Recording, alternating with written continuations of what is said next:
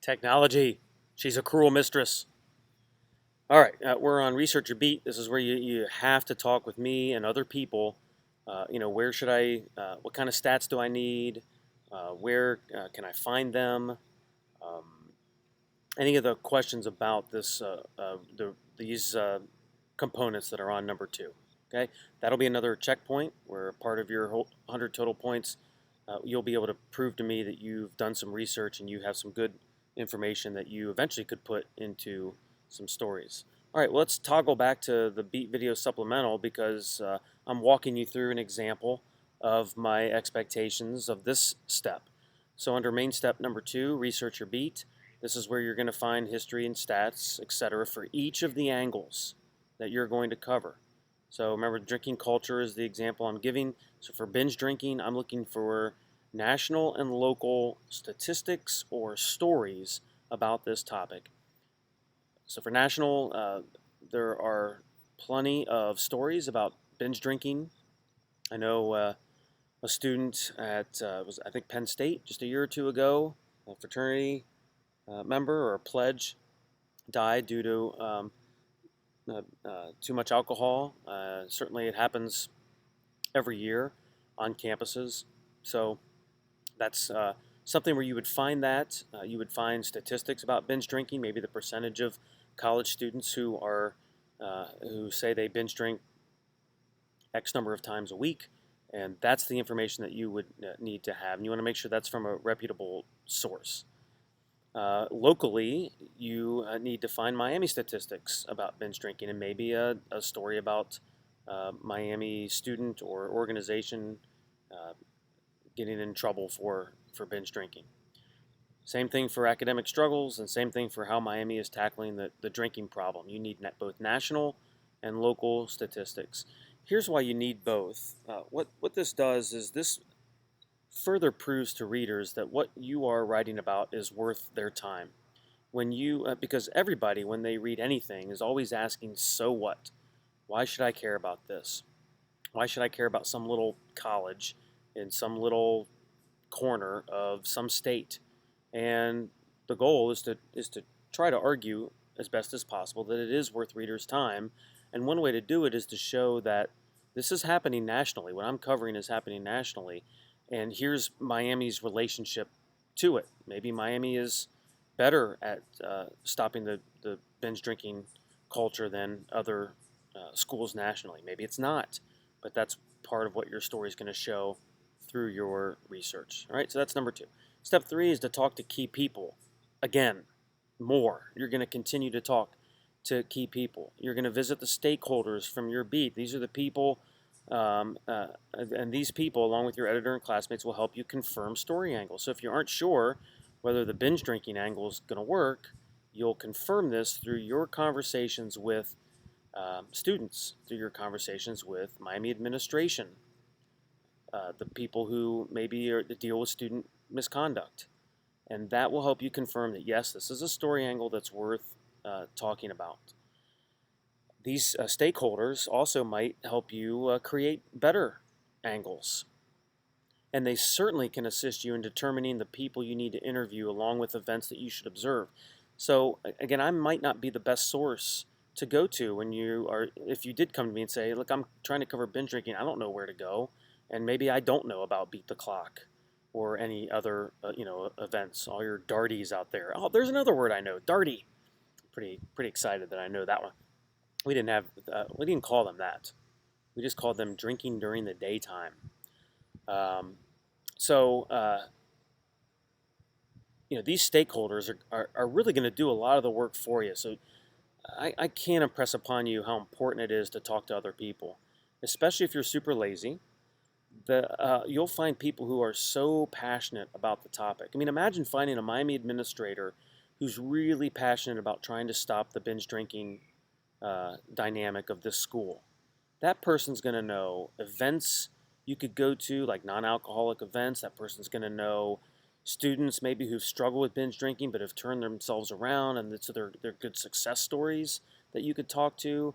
That person's going to know all about the consequences that maybe physically, emotionally, academically that Miami students might face due to heavy drinking.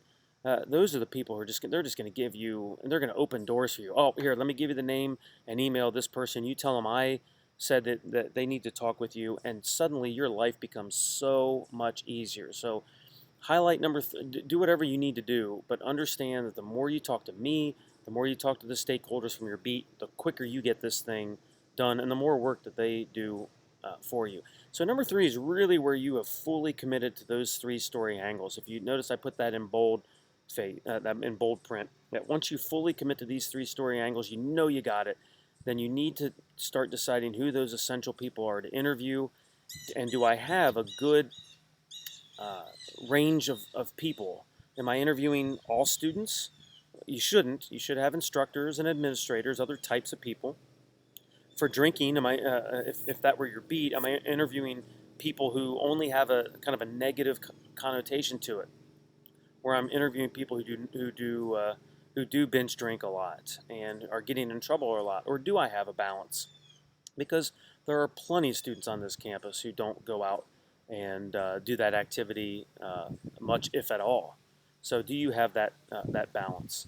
And that's the speaker part of Soapstone. And then the occasions, where are the essential places to go, and when should I go? And so we're going to have a checkpoint there for number 3. And at that point of this project, you should be feeling great. You have a clear beat. You have 3 angles to cover. You know 3 places you're going to go in terms of the occasions, and you have a good list of speakers that you are going to talk to. And speakers, again, is more than just the people, it's also the statistics, and you'll have that at this point too. National and local statistics and stories to bolster your argument that you are now truly well versed in your beat. So let's go back to the beat video supplemental document. And main step number 3 is to talk to key people. So I list for each angle who I would need to talk to. I don't expect you to for the national part of this, to go call a alcohol expert from Harvard University to talk about the effects, on the cognitive function for the academic struggles, or for binge drinking, what it does. I do expect you to find stories that journalists have done in reputable sources, where they have quoted experts about whatever topic it is, whatever angle it is you're covering. So there are journalists that have done that, who have done that work for you. So I expect you to go find those things when it comes to the national angles. Local angles, I do expect you to do those interviews. You find students, for instance, if you look under binge drinking, that when you talk to key people, you're going to find students who are binge drinkers. You might talk to bartenders. You certainly should talk to, hospital or hotel or health center workers who have seen the effects of binge drinking. Those are the folks you want to talk to and interview. We'll talk about the interviewing process and how much interviewing you should do. But for now, know that number 3 is a key section of this project. I also list there for how Miami is tackling the drinking problem angle, that 3rd angle. Other schools across the country are doing certain things to try to stop drinking. I forget what school it is. They've banned hard alcohol, the sale of hard alcohol on campus, or maybe around campus, I forget, because they think that's been a main reason why we're getting a lot of students with alcohol poisoning and blackout culture and things like that. So what's Miami doing? Has Miami decided on that? I know Miami has events that try to keep students out of always going up to the bars uptown. So you want to talk to key people about that. Okay, hey, we're almost finished. Number 4 is observe your beat. So now you got it. You know what you're doing. You got your beat, you got your angles, you talk to people, and now you know exactly where you're going to go. Is it the weight room at 6 a.m.? This is back on your beat project assignment document. This is number 4. Is it the weight room at 6 a.m.? Are you going to go to a late night group study session at King Library? Notice none of these are official events necessarily. You're going to go to a biology class maybe. You're going to hang out at Skipper's at 2 a.m. That sounds like fun. I mean, you're there for science, research. But the point is to be there, is to go out and see it happen. You're going to jot down notes, observations, and this is specific details. So, what do you see? The physical descriptions of the places, the people there, the feel of the place, the sounds, the smells. You might catch bits of conversation that you can write down. The more observant you are, the better, because your goal as a writer is to make us feel like we are there. We are right there with you. And this, you're writing for a national audience. So somebody from Topeka, Kansas is reading this, and that person just feels like, oh, I know exactly what Uptown looks like with the brick streets and the pretentiousness and everything else that Uptown has. Okay? You're going to observe 3 different events, which means for each angle you have, you're going to go to one thing and observe. The observations may last 5 minutes, they may last 30 minutes. I wouldn't go any longer than that. That's going to be enough. Enough for you to get this sense and this feeling of understanding. All right? Again, this is Journalism 201, not Journalism 601. So I'm not expecting you to go observe for 3 hours somewhere. 5 minutes, 30 minutes, whatever it takes for you to know that you're going to be able to fully convey this observation in your stories. The third little diamond there is that you're going to interview at minimum 2 people for each observation or angle that you cover, which means 6 total people for this project because you're going to go to 3 observations. You want, at best, the best you can do to interview different types of people in terms of their ages or genders or roles, connections to your beat. As I already said in this video, if you're doing binge drinking, I prefer you don't talk to 2 people who are binge drinking because they have pretty much the same story. I'd prefer maybe you get a binge drinker who sees no hope and is getting ready to basically flunk out of Miami. Maybe you find somebody who used to binge drink and how he or she was able to recover. I give another example here about the Talawanda School District. If you were covering a school levy on election night, who would you need to talk to? What types of people to get the full picture? The next diamond is that you need to take 1 photo at each observation. 1 photo. This means you'll take 3 total pictures. You're going to write cut lines for them. We'll talk about cut lines later, but the goal is to get a picture at each observation. Those pictures eventually will go in the stories that you write. You also need to record video at each of these observations. This is a critical component. You need about 20 seconds of video at the observations. At the end of the project, so 5-6 weeks from now, you're going to edit that video and you're going to record yourself. You're going to have a voiceover where you talk about what we're seeing in those videos. This is a multimedia project. This is all about convergence, remember.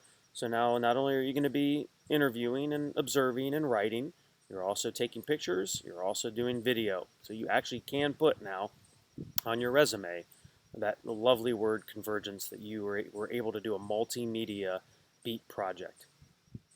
More about the video later. Basically, though, you need 20 seconds at each observation, and then you're going to put that together. You're going to write a little script and just give us some basic information about what we're seeing. Okay, if we flip over to the beat video supplemental under Observe Your Beat, I list probably where I would go if the drinking culture were my beat topic and the first angle was binge drinking. I would go to Beat the Clock. I know there probably might be other events that you might go to, but for me, Beat the Clock is the best, and mainly because it's typically happening on a Saturday afternoon where a lot of colleges have football games. Miami has football games on some Sunday afternoons, and it's interesting to me that a number of students choose to go hang out at Brick Street instead of going to a football game that they've paid for, by the way.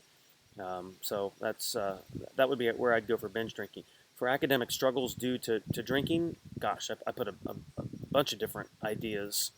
You could show the effects of, you could show the different times that people drink. That's letter A, that people are drinking on a Tuesday night. They're pre-gaming. That's another word I know that you all say. Pre-gaming before they head to the bars, or maybe it's the effects of drinking. There's an 8:30 a.m. Friday class, and there's like 3 people there, or you got a bunch of people wearing hats, baseball hats like this, I always know when perhaps people have had kind of a rough night and they got the old baseball hat on. Yep, I remember. Or maybe letter C, students still asleep on a day where he or she should be in class. Letter D, a student who is studying instead of going out to bars because they've been struggling due to drinking, and so they're trying to get their act together. So see how you can. There's a whole bunch of different ways that you can tackle these different observations based on your angles. The third one, how is Miami tackling the drinking problem? Maybe a late night Miami event. I think they bring in comedians and other things. On nights when a lot of students like to go uptown. So that might be a possible observation. Okay, let's go back to the Beat Project assignment for some final words, and then I'm finished. There's going to be, again, checkpoints at each one of these steps to make sure that you are on the way to success. There are some deadlines for your observations. So the first observation where you've gone out and seen something and you're going to fill out a form is Wednesday, October 2nd. Then the next one will be Wednesday, October 16th, and then finally Wednesday, October 23rd. So this is about a 5-week project, and we'll hit this right away and try to get this bust this out, and then we can concentrate on the next phase of this project, which is you taking all the information, observations, interviews that you've done, and writing your stories. Okay, so there's the Beat project assignment. Make sure you're reading through Canvas where this is posted for the information of what you need to do for Monday. Thanks. Bye.